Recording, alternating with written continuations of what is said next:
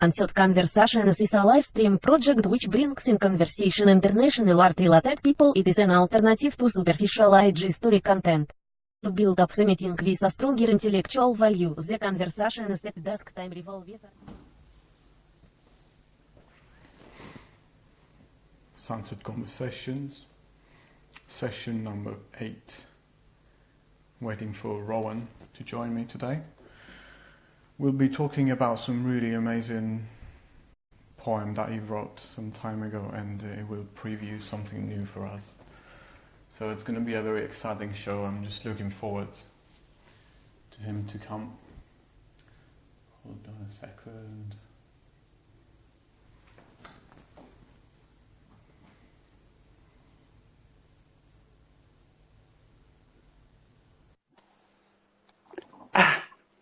Hello. Hello. Nice and flipped. Am I wrong? Hold tight. How do I do it? Hold on. Got to balance it. Yeah. Okay. Okay, good. A nice venue. You got some weird dog paintings at the back. Very Fantastic. Are you in Scotland? Mm-hmm. Holiday? Yeah, I'm visiting my girlfriend at the moment. Fantastic, fantastic. So, Rowan, thanks a lot for joining me today. Thanks for having me. I have to say, I'm a big fan of your poems. I really appreciate your confidence and also your messages, to be honest. Yeah, And I wonder, how do you create these poems? Are these connected to your paintings or to your printing messages? I think they're kind of a separate entity, really. I've read a couple of poems kind of as I was growing up, but poetry isn't something that I've really ever looked into or tried to understand. But when I was younger, I kind of started trying to rap with my friends, I suppose. But I was never really that good at it. So I kind of took rapping and turned it into something a little bit more softer, I suppose, and tried to spread a message that was, I don't know, it could be similar to my art, but I suppose it's just more just spreading a different kind of message. Mm-hmm. One more. I see with your art, you kind of study your landscape, your architectural landscape and the politics around it, and then you frame it and texture it in those really cool prints. And I wanted to speak about your poem, The Illusion, Mm-hmm. which, oh my God, I want to ask you where all that power comes from. Where all your power comes from. I mean, is it just something to do with you, or is that because you want to put that message out loud? I suppose it's kind of how I feel about our current political climate and definitely what's going on around in the UK at the moment. I suppose really everywhere in the world at the moment. I feel like maybe I was a little bit over the top with it if I look back at it now, but in the moment when I'm writing it at the time, all the passion's in there and it's really Absolutely, yes, I feel it. Over the top, but that's just really come from me growing up, I suppose. That's basically how I felt the entire time. So let me get the words up and I'll kind of go through it. Absolutely, absolutely. I had a few notes that I'd like to read you if you wish. Yeah, for sure. So, and I want to ask you a few questions because I kind of see you tackle onto, let's say, 4 main topics. One is how we are divine and precious as humans. And I really loved your words. We're all built from stardust. We're divine. We need to love and prosper, not this division and conquer. Yeah. So is that... Yeah, can you explain a bit how this connection to the divine, what do you mean? So is it something to do with something spiritual, or you believe that humans are really that special? If you look back at, is it Da Vinci? Leonardo? Yeah. Obviously that, to me, that image itself is obviously, you know, God inside a brain touching. So that to me is like a reference to your brain and how you think is the divine part of the human being, right? So we all have this ability to create, you know, and it comes from inside our head, which is like, and if you think about the Bible and stuff like that, I'm not particularly religious in that sense, but if the world was created in 7 days or whatever, for example, it was created or would have been created through thought and then through the physical bringing it into existence, right? So the fact that we all have this ability to create from inside our brain, to me, makes us all kind of, in a sense, our own mini gods. So like we are all divine. We can all take a pen and then draw something into reality, and then, you know, depending on what you believe in terms of like law of attraction, things like that, you can then build on those and create the footsteps to make whatever you want. So I comprehend your words, and I like the fact that you join these ideas with your fight, which is I've got love in my heart, and I won't play these games. This world got us divided, mentally living strained. Then you jump into something which I want to talk about, because I struggled with that a lot. And I got trapped into that business as well, which is what you refer to, they've got most living for the weekend. When every day should be loved, we're all drinking to feel alive or forget what's been done. And I guess, you know, we both lived in London. We never met personally, but we could speak about it for hours, because that's something to do with London, or for instance, with the modern culture, the Western culture of living our lives 9 to 5 to forget those days and then get crazy on the weekends. I wanna hear your opinion about this. I mean, you know, I haven't worked that many jobs that have allowed me, or that have made me work. Most jobs I've actually really worked have made me work every day. So like, I can work weekends as well, but I've got a lot of friends that I see that work Monday to Friday, and then whatever money they've earned during the week, they just splash it all on those 2 days because they're so sick of working those 5 days in a row. And to me, I feel like really every day should be enjoyed equally the same. The fact that it's just named the weekend doesn't mean that time is the time to let loose. You should be able to be free at all times, you know, love everything. So, you know, maybe they haven't got the right kind of job for them. Maybe they, I don't know, maybe they're just stuck in a little bit of a rut at the moment, and they feel like the absolute excess of alcohol or drug taking or whatever is their way of getting away from the reality that they've created for themselves, when really they've got the power to completely create the reality that they want and love every single day. And then you wouldn't need alcohol and drugs, really. Absolutely. Very interesting. So in the illusion, then you jump into something which is really, I would say, a very contemporary topic, social media. Oh my God, I think we all understand when we say illusion, we all understand how elusive it is the world that we live in. It's very virtual, and you kind of, I just highlighted something. You've been very strong at it. You said social media got us fucked up, and it's killing the youth. Long gone are the days of the feral child. It's all just Insta and Twitter, no respect for the wild. So when you say wild, do you mean the wilderness, the life without? I mean, like the environment in terms of all of it, not even just little bits of it, anything, to be fair. Like, I feel like social media has got everyone sharing and liking the cause rather than actively going out and doing something about it. And that's everywhere. Obviously, litter, you know, you see it all over the world. You know, you see it. You can follow it on Facebook and things like that. You can see that there's litter that's travelled further than any humans ever seen on our planet.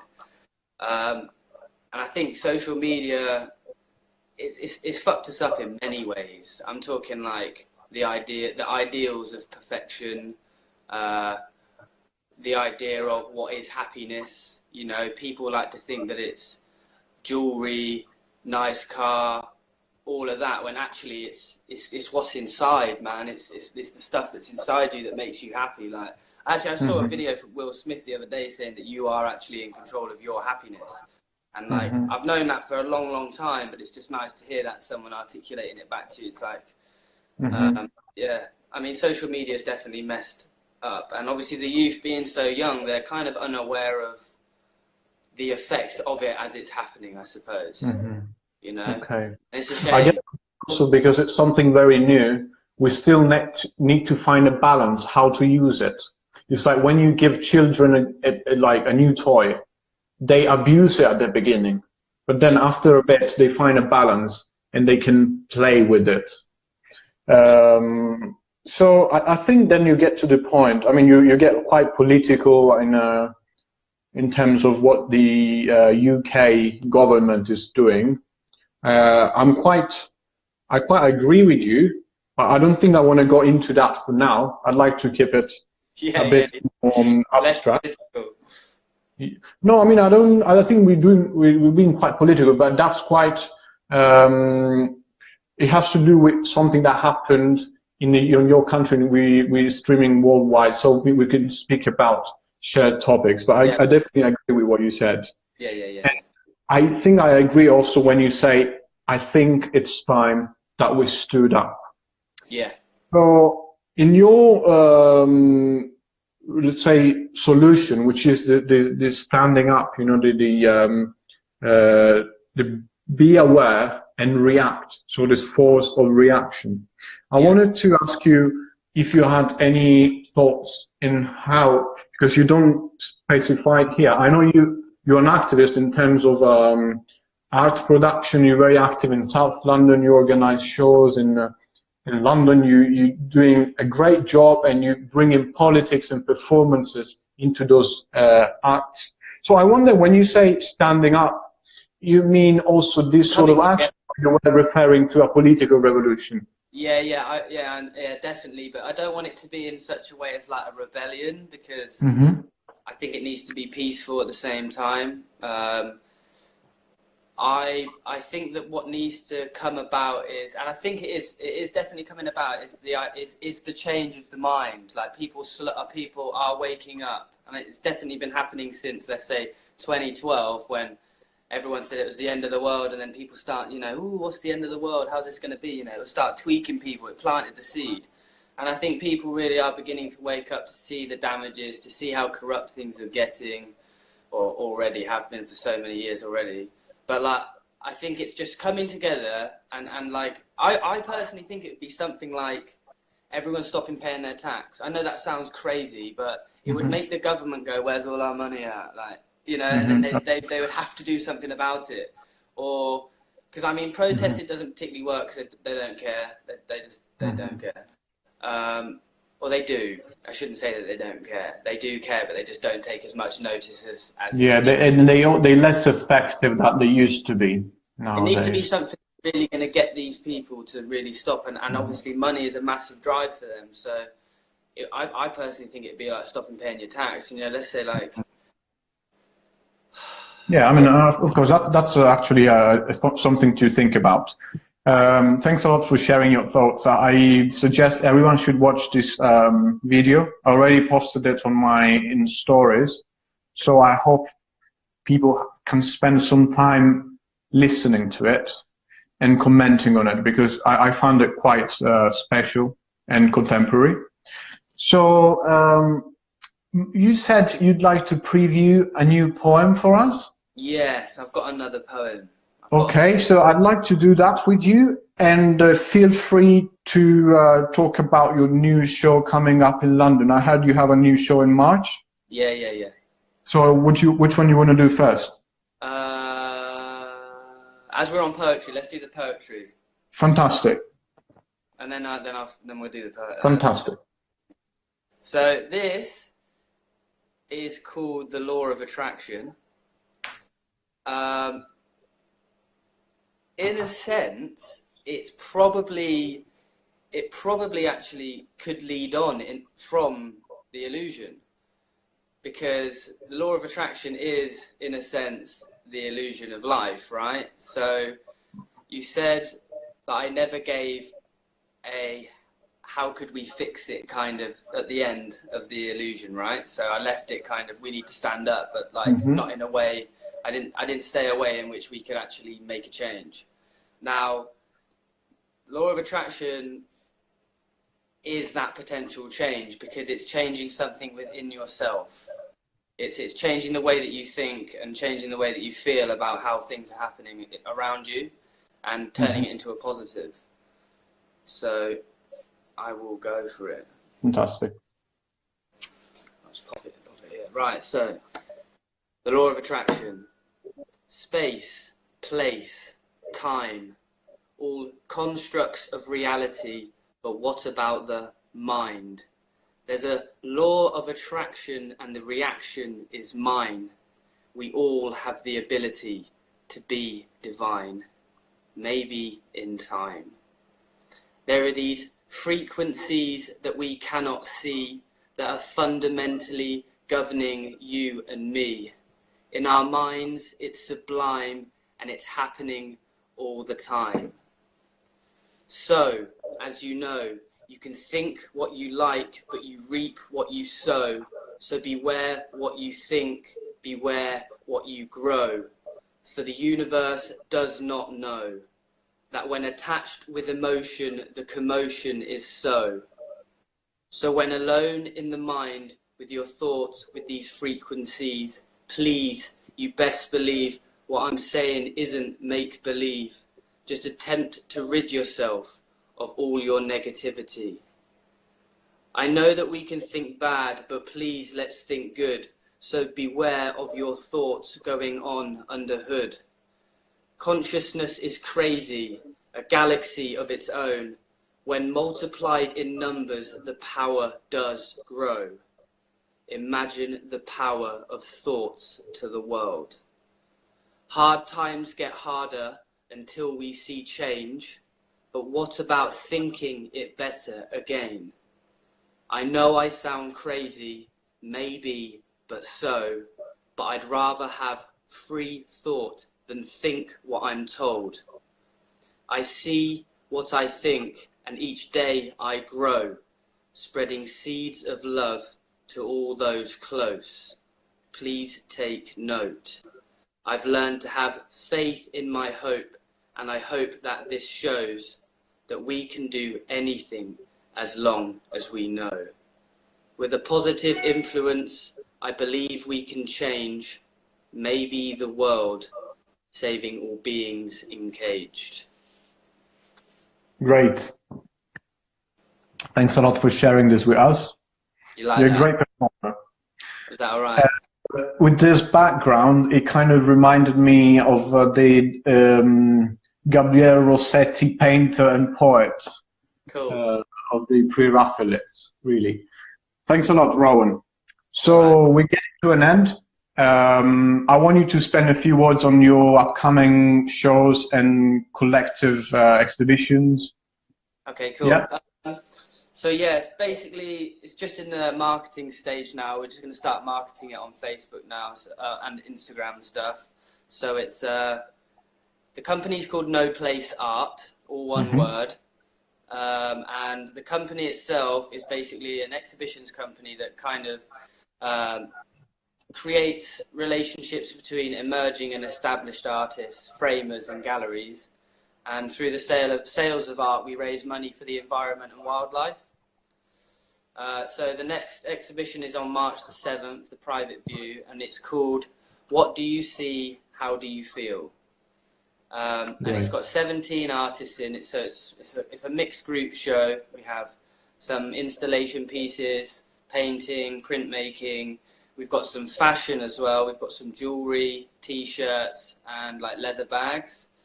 Obviously, we're raising money for the environment. We're going to be raising money for the endangered species EDI, I think it's called. Is that going to be in London? Is that correct? Yeah, so it's going to be at the Arena Design Centre in North London in Haringey.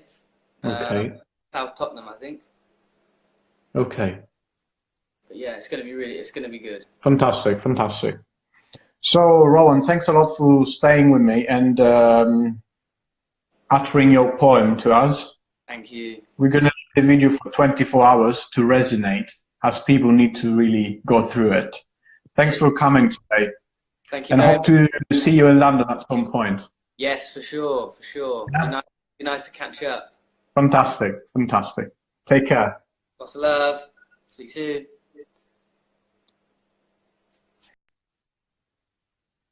Thanks, Rowan. Really interesting session. We touched on two really important topics, very contemporary ones. I think our audience is going to enjoy what we said. And there's a lot to think about.